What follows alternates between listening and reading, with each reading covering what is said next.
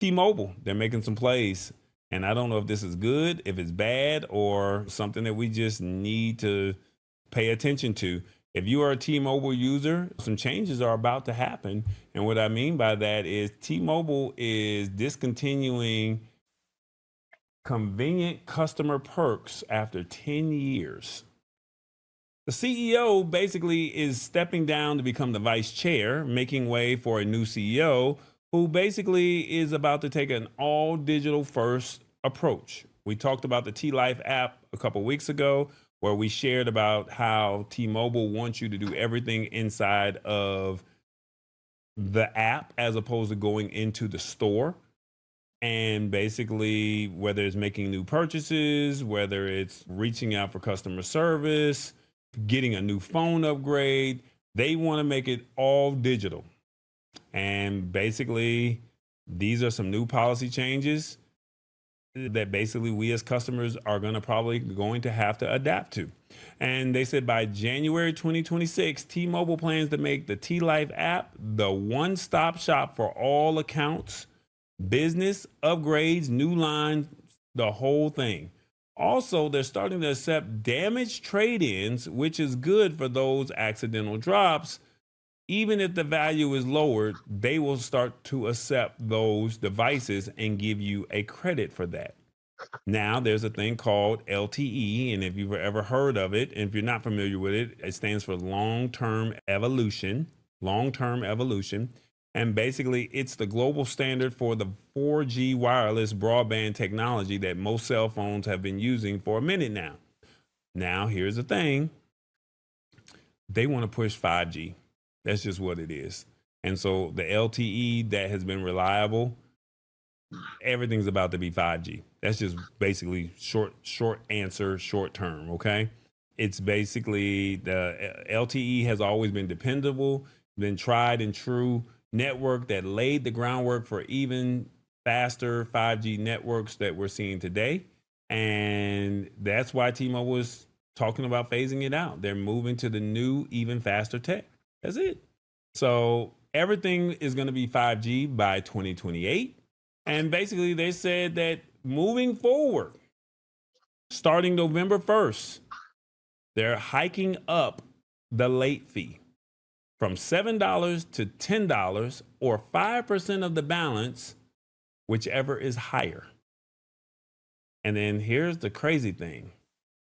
If you are on T-Mobile, you know about the Jump program.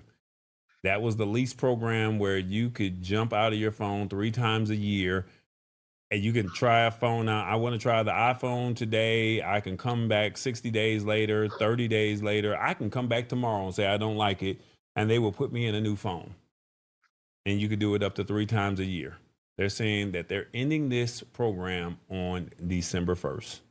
So basically, those with leases ending after that date that have remaining payments will be forgiven, which is a nice little bet for the existing customers. So basically, if you want to jump into another phone, you have till December 1st to get whatever phone that you would like. They're making changes. I don't know if this is good. I don't know if it's bad, but basically they're just saying customers whose jump on demand agreement ends after December 2nd will have their remaining lease payments forgiven and get to keep their current device. And basically, this is an unexpected financial savings for existing users. And also the ability to trade in a damaged device directly to the carrier, even at a lower value, removes the hassle of trying to sell a cracked or broken phone on third-party sites. And they're also allowing you to help you with the upgrade process. And then also moving away from the jump lease model towards the purchase option installation plan encourages customers to own their device outright, which can be a more financially prudent long-term approach compared to the perpetual cycle of leasing. I like to lease my phone. I don't need to necessarily own it because the technology eventually grows old anyway. So I don't know if that's something that you may care about, but some things that you need to pay attention to is mandating the 100% dependency on the T Life app by 2026 for all crucial account functions, upgrades, new lines, all of that good old stuff. Basically, it creates a hurdle for customers who are less digitally literate. So if you're not familiar with all this kind of stuff and they say you got to go in the app, you're going to have some problems. You're going to have to go reach out to your grandkids. You're going to reach out to your kids or find somebody young that understands this, that knows how to break this stuff down for you. Okay.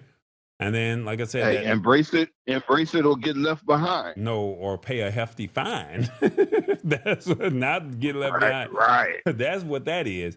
And then, like I said, the penalty late fees are already increasing from $7 to $10. This is a lot to deal with. And if you're a T-Mobile customer, it might be time to make a decision to move over to another carrier or just get with the times, as they say. Your thoughts on this? Do you think T-Mobile is making a smart business move? 1, they are only worried about the bottom line. 2, these decisions make me want to go to another phone carrier. 3, times are changing. I understand why. Or 4, they should talk to the customers before doing this. 1 through 4, let me know in the comments. What do you think of this? Do you think T-Mobile is making a smart business move?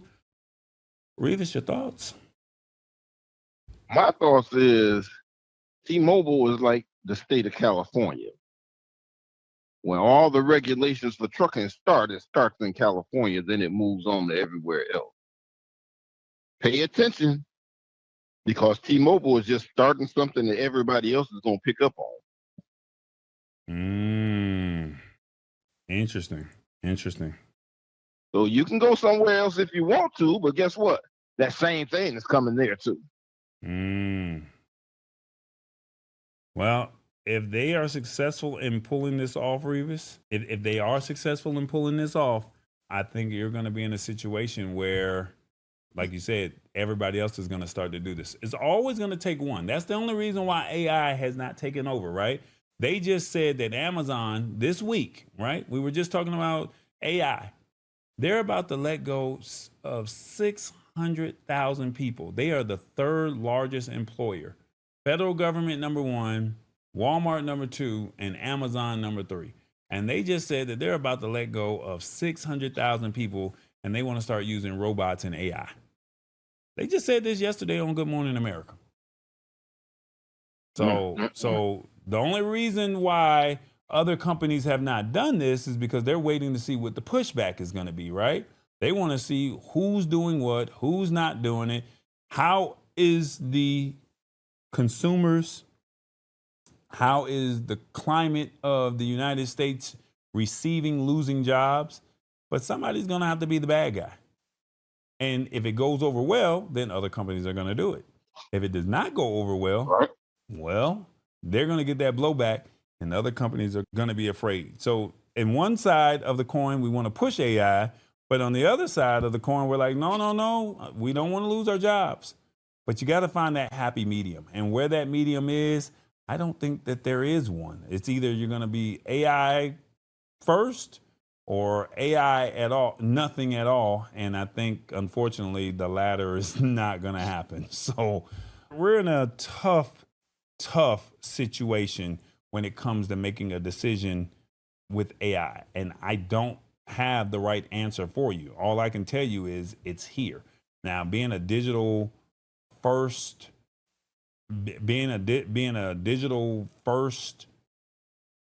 company, that's going to rub the seniors and people that are digitally not literate, the people that are not literate when it comes to digital. I mean, that's going to hurt them.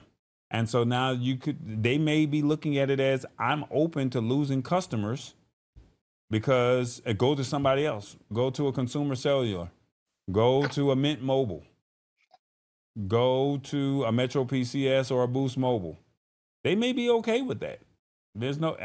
I can't tell you how they think.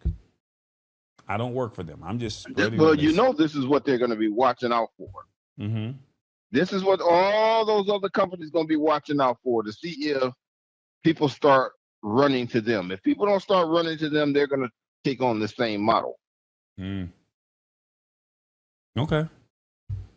Well, now, it just happened to be a bad time for Amazon to be laying off people and all these other companies laying off people and going AI. Why is it a bad time? Because, you know, next month food stamps are cut.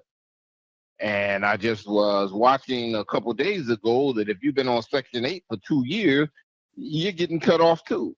You know, it is a bad time to be getting rid of jobs if you're looking for able bodies to work and you cutting jobs. It's a bad time. And also, jobs are not paying a living wage. So, yes, I can go get a job at a certain place of business, but at the same token, just because I got the job at a certain place of business, that does not help pay my rent. So, yeah, I have a job, but you're not paying me enough to survive. That's another situation as well. You get what I'm saying, Revis? Right. Yeah. Let's see. Hit the spot 1006 says these changes have already been happening. Like Revis said, other companies are doing it or are about to start. People are only upset because it's happening to them. Yeah, we've been talking. Look, Revis, Yeah. we've been talking about this all year, and unfortunately, I hate to say this, but it's the fourth quarter. So now you're talking about holidays. You're talking about families. You're talking about Thanksgiving, right? And unfortunately, people, Christmas. Yep. yep, it's gonna hurt. It's gonna hurt them, and they're not prepared for this. So how do you? It's basically we all have to pull together and help family, help friends out to the best of our ability.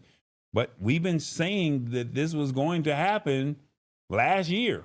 We've been pushing it throughout the year. So it's not a beat up to people that weren't preparing. But at the same token, it's like, hey, it's like we've all been skating, right? And when we've all been skating, everybody's going so fast, and you got to put that one foot in and that one foot out. You shake it, you do the hokey pokey, and you turn.